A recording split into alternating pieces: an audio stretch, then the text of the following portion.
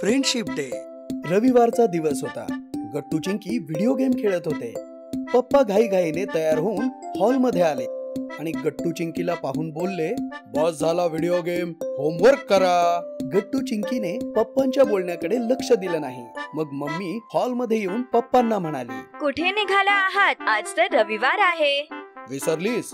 आज लक्ष्मीताई गावावरून येणार आहे, त्यांना आणायला स्टेशनवर जातोय। भीमू पण आहे सोबत। भीमूचे नाव ऐकताच गट्टू चिंकीने तोंड वाकडं केलं।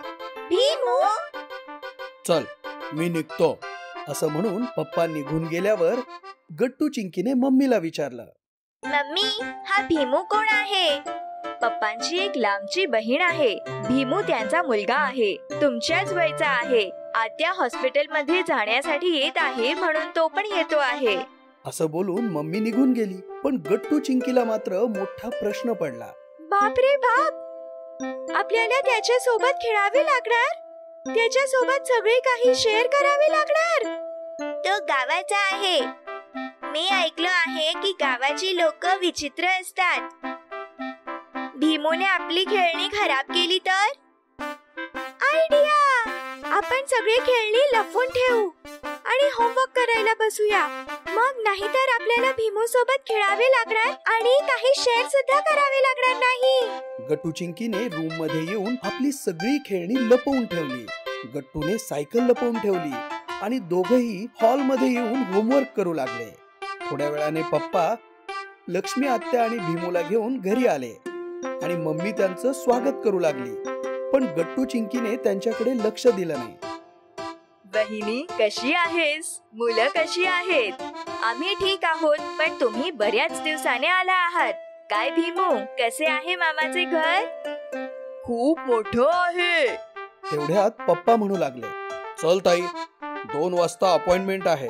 भीमू तू गट्टू चिंकी सोबत खेळ। तेवढ्यात पप्पांनी पाहिलं की गट्टू चिंकी होमवर्क करत आहेत। काही हरकत नाही, ते नंतर खेळतील तुझ्यासोबत, तोपर्यंत तू टीव्ही बघ। पप्पा आणि लक्ष्मी आत्या निघून गेले। मम्मीने भीमूला टीव्ही चालू करून दिला। मुलांनो, मी शुक्ला आंटीकडे जाऊन येते, असं बोलून मम्मी निघून गेली। मम्मी गेल्यानंतर गट्टू चिंकी हॉल मधून पळून गेले आणि भीमू एकटाच टीव्ही बघत बसला। गट्टू चिंकी रूम मध्ये व्हिडिओ गेम खेळत होते। तेवढ्यात भीमू आला आणि त्यांच्या जवळ बसला। काय खेळत आहात? तू जाऊन टीव्ही बघ ना। नाही, मला खेळायला आवडते। तर मग खेळ जा।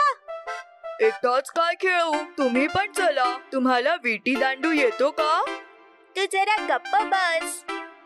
तुझ्याकडे सायकल आहे? नाही आहे। आहे, आई बोलत होती की तुमच्याकडे सायकल आहे, माझ्याकडे नाही आहे। मी बाबांकडे मागितली तर ते बोलले पहिले मोठा हो। अशा प्रकारे भीमू बोलत राहिला, पण गट्टू चिंकीने त्याच्या कोणत्याही प्रश्नाचं उत्तर दिलं नाही किंवा त्याच्याशी बोललेही नाहीत। दुपारी गट्टू चिंकीने सायकल काढली आणि सोसायटीच्या कॅम्पस मध्ये खेळू लागले। भीमू पण त्यांच्या पाठोपाठ गेला। तेव्हा गट्टू म्हणाला, तू का आलास इथे? घरी बसून कंटाळा आला होता। छान आहे सायकल तुझी, तू तिकडे जाऊन बस, आम्हाला खेळू दे। बिचारा भीमू बसून राहिला आणि गट्टू चिंकी सायकल चालवू लागले। मम्मी आली तेव्हा तिने पाहिलं की भीमू एकटाच बसून आहे आणि गट्टू चिंकी मजेत सायकल चालवत आहेत। हे पाहून मम्मीला वाईट वाटलं। रात्र झाली। पप्पा आणि लक्ष्मी आत्या घरी आले। सगळेजण एकत्र बसून जेवले आणि हॉल मध्ये बसून गप्पा मारू लागले। थोड्या वेळाने लक्ष्मी आत्या म्हणाली, चल दादा, आम्ही निघतो, 9ची ट्रेन आहे। अरे हे काय, थांबा ना थोडे दिवस। नाही वहिनी, यांचा जेवणाचा प्रश्न आहे आणि भीमूची शाळा पण आहे, नंतर कधीतरी येऊ। भीमू गावी जाणार आहे हे ऐकून गट्टू चिंकी खुश झाले। तेवढ्यात भीमू बोलला, आई तू काही विसरली आहेस? अरे हो, बरं झालं आठवण करून दिलीस। जा पिशवी घेऊन ये। भीमू पिशवी घेऊन आला। लक्ष्मी आत्याने पिशवी मधून एक भेट बाहेर काढली आणि मम्मीला देऊन म्हणाली, याच्यामध्ये जंगली बोरं आहेत, छान आंबट गोड असतात। भीमूने स्वतः जंगलातून आणली आहेत। म्हणाला, मामाकडे जाणार तर गट्टू चिंकीसाठी बोरं घेऊन जाऊ। शहरात कुठे मिळतात अशी बोरं? बरेच काटे लागले होते पायाला, पण बोरं मात्र घेऊन आला। मम्मीने गट्टू चिंकीकडे पाहिलं तर दोघे रडत होते। मम्मी समजली आणि भीमूला बोलली, गट्टू चिंकीसाठी आणली आहेस ना, तर मग जा तूच दे त्यांना. भीमू बोरांची भेट घेऊन गट्टू चिंकीकडे आला आणि म्हणाला, हे घ्या, जंगलामधून आणली आहेत. एक बोर खाल्ले तर सगळी संपवून टाकाल. हे ऐकून गट्टू चिंकी रडू लागले आणि रडता रडता त्यांनी भीमूला मिठी मारली. हे पाहून मम्मी, पप्पा आणि लक्ष्मी आत्या सर्वांचे डोळे भरून आले.